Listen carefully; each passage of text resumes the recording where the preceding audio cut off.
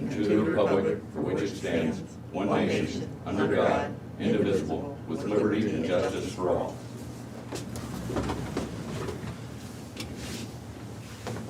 Actually, the idea to move these is, Shane Campbell called me up. He says, you got to wear a mask? I said, well, we can't see. He said, can those desks be moved across? I said, I don't know. I said, they're there. I said, I'll ask Rodney. So I called Rodney, and he had a little time that day, so he moved them out, so if we don't have to wear masks. That cheers me up. Anyway, are there any changes to the tentative agenda? Have none. None. We have an agenda. Correspondence. I've got a letter from the Greater Burlington Partnership. The Great River Medical Center reached out. They've, as you know, we've had a COVID-19 spike here the last month. Anyway, and so they're concerned. They've Friday they had a Zoom meeting. That day they had 97 members of the hospital staff that were out. 97 out for either COVID or quarantining or whatever. Mute somebody. Turn your sound down, Jim. You turn your sound down. That's pretty it on. I don't know how I'm gonna turn it on.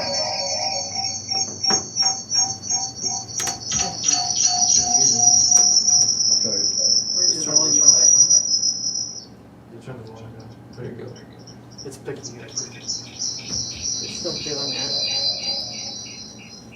I'll tell you what, when you turn it off, start over. It says muted. There you go. Anyway, they had 27 staff missing a client. So they're talking about flattening the curve. They're a little worried about the holiday season, you know, people getting together, and you know, the unthinkable thought is that somebody would go out there with a heart attack or a burst appendix. Immediate care might not be available, and because they've got rooms, they're just short of staff. And cavalry isn't coming because there isn't any anywhere else. So they reached out to the Greater Burlington Partnership, and I think between them and I suspect Della at the partnership wrote this letter. Then they had the mayors and the CEO of Great River and I signed off on it, but they'd like me to read this into the record. November 20th, 2020. Friends, neighbors, community leaders, and business owners, we've seen an incredible escalation of COVID-19 across the state of Iowa. On Monday, November 16th, Des Moines County's positivity rate was 22.6. These cases, which include 160 new diagnoses from November 13th to November 16th, represent real people. The virus impacts their health, their families, and their jobs. Although the death rate for COVID-19 is low, thankfully, mild cases result in kids being unable to attend school, businesses closing temporarily, and family members isolating themselves in their homes. Serious cases that result in hospitalization lead to overworked staff and scarcity of resources.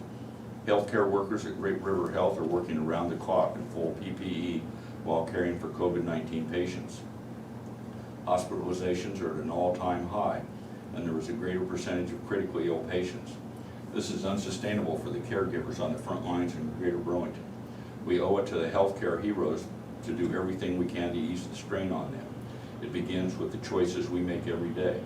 We must slow the spread of COVID-19, and we know how to do it. Stay home as much as possible. When you do go out and are around people, be sure that you stay at least 6 feet away from others. Wear a mask. We can't do anything about the rest of the state, but we can work together to slow the spread of this virus in our southeast Iowa communities. As we head into Thanksgiving and the holiday season, we ask everyone in Greater Burlington and Des Moines County to make a plan to keep yourselves, your family, and your communities safe. Don't socialize indoors with people who don't live in your household.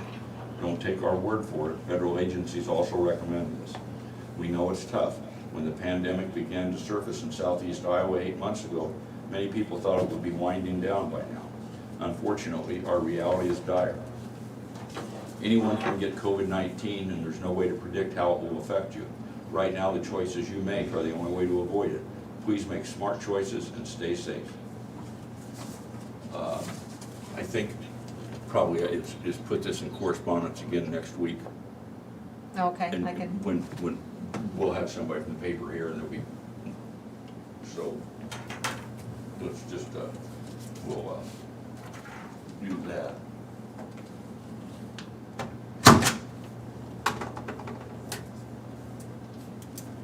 One thing we might have to work on for the desk part, we might have to make little paper airplanes.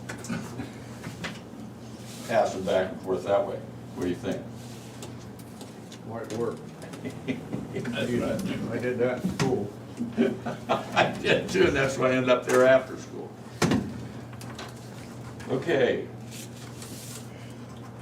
Proceed to discussion and vote. Was there any other correspondence? I'm sorry. I didn't have any. Okay. The discussion and vote, we have a canvass recount of the 2020 general election for District 2 U.S. Representative.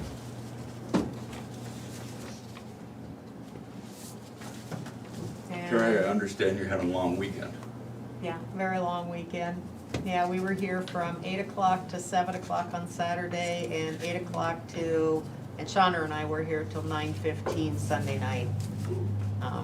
Finishing up the canvas. A lot of that was cleaning up afterwards, but the recount board stayed very busy Saturday and most of Sunday. And they hand counted the precinct ballots, the ballots that were voted at the precincts, and then Chandra and I ran the absentee board back through the election equipment, the scanner, little scanner. We did all of those.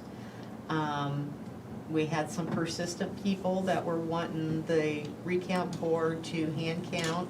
Anybody in particular? 12,800 absentee ballots, but it's the recount board's decision, and a majority of them chose not to hand count those. They hand counted the precinct ones, but they did not hand count, they did the machine count for the absentee board. And of course, one of the members on the board was a former judge and a math teacher. So he kind of sat down. Judge and- Miller.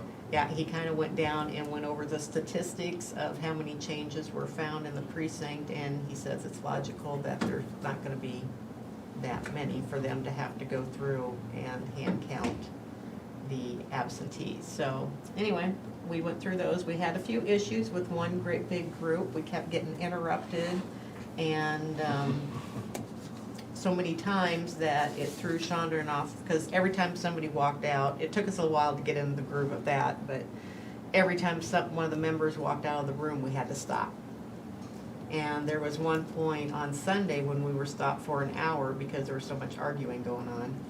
And so anyway, we'd have to stop, and there was one very large batch of ballots, 2,500, that we had an issue with. And because we were being interrupted and so much interference, that we must have mistakenly ran a set of ballots back through it, because the first time I told Chandra, I said, it looks like we're about 27 ballots over on that stack. So we put it off to the side, ran everything else that we could that day, and then we went back, came back Sunday morning, we ran it back through. Of course, we were still being interrupted, and we came up with 19 more ballots that time. So we put that off to the side, we finished all of our small piles and did all those came out good. So then I informed the board that we had an issue because we came up with 19 more ballots on that large group. And so their first thought was, let's recount it. I mean, this was at 5 or 5:30. So we recounted that, and this time we had no interference, no interruptions. We went straight through it. In an hour and a half, we got it done, and it came out perfect. So we were counted for every ballot that we had ran through that day. So, anyway, it was a long weekend, and it didn't change the votes a whole lot. It gave Miller Meeks got 2 more votes, and Hart got 3 more votes, I think, according. You can look at your report there. It should be Miller Meeks got 9,641. We'll just double check.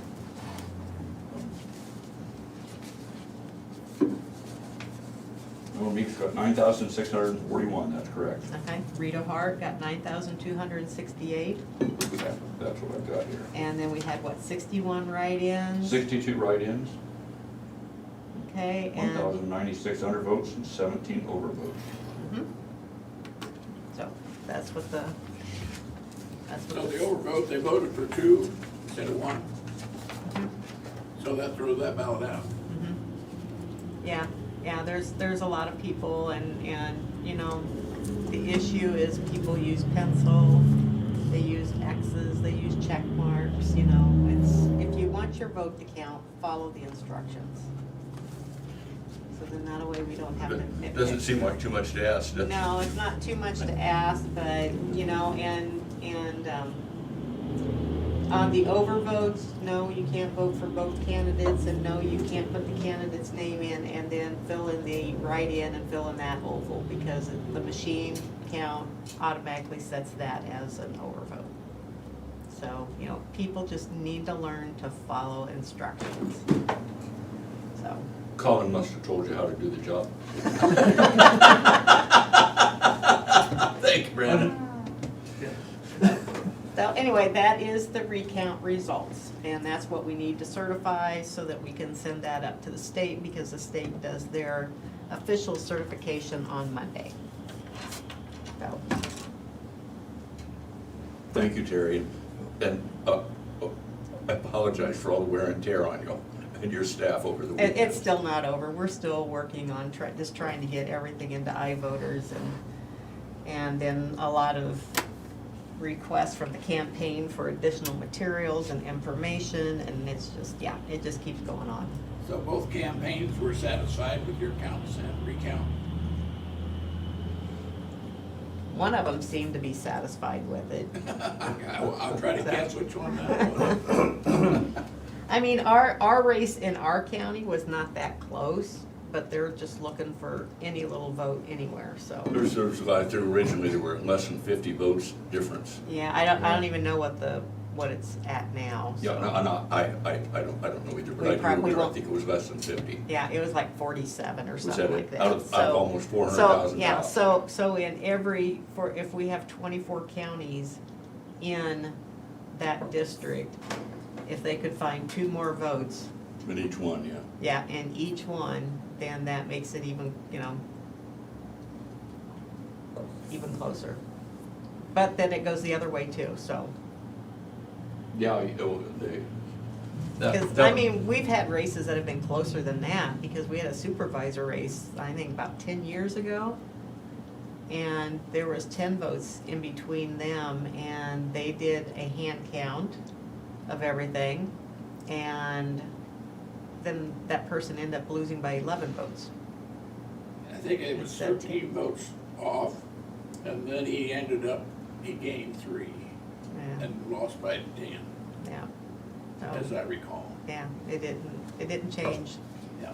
anything, so. Thanks, Terry. You're welcome. Okay. Need a motion to certify the election results, the recount results.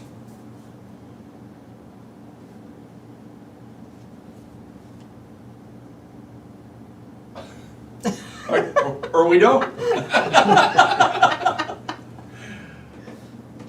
You gonna make the motion, Bob? Well, I will if you don't want to. I make the motion, we certify the recount for the Rita Hart and Normy. Second. Terry? Jim Carrey, Yes. Bob Beck, Yes. Tom Roker. Yes.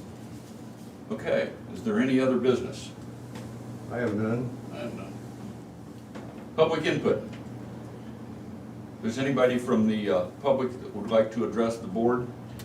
You can email us at board@dmcounty.com, that's BOARD@dmcounty.com, or call 319-753-8203, extension 4, that's 319-753-8203, extension 4. Now, does anybody have their tablets open in case any emails come through?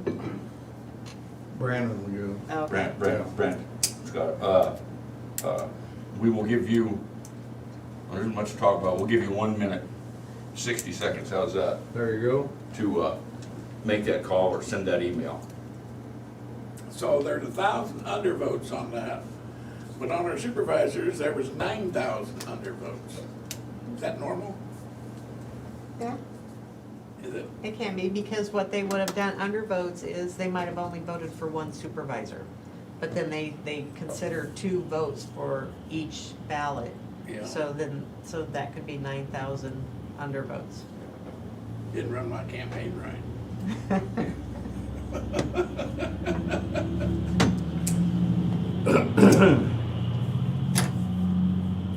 What campaign I had? Yeah, for you guys, that race was just a little bit different because it was vote for 2, so. I think it was not a good time to be a Democrat. No. It's been 1 minute. 1 minute is right now, Thomas. Your 1 minute is up with an aye, we're adjourned. I We are adjourned. I will sign these, we'll get these signed. didn't fib to you, did I, Brandon? I didn't fib to you, did I?